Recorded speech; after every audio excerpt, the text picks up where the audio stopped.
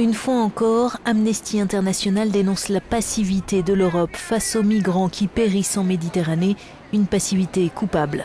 C'est faute de navires et de volonté politique que ces naufrages se poursuivent à un rythme croissant, accuse l'ONG.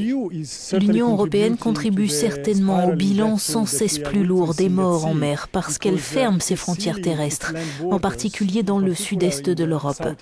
Et on voit que tandis que le nombre de personnes essayant de passer les frontières terrestres diminue, il y a de plus en plus de personnes qui empruntent la voie la plus dangereuse en Méditerranée centrale.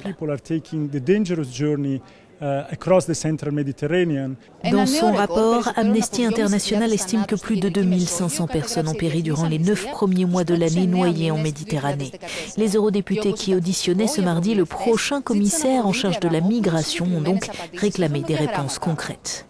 Pour autant, le grec Dimitris Avramopoulos n'en a pas dit long sur ses projets. Issu d'un pays qui est l'une des principales portes d'entrée des migrants, il ouvre néanmoins la voie à une réflexion sur l'Agence européenne de surveillance des frontières.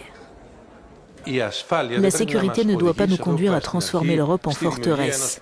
Aidez-moi à renforcer Frontex.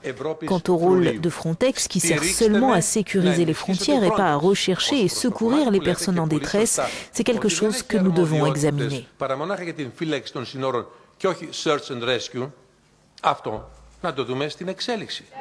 À l'issue des 3 heures d'audition, l'eurodéputée verte Ska Keller dit, elle, être restée sur sa faim.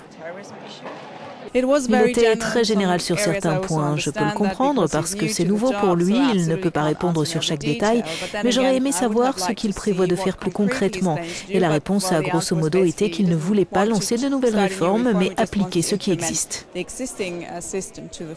La seule opération en cours visant spécifiquement à sauver les naufragés a pour nom Mare Nostrum et est une initiative italienne.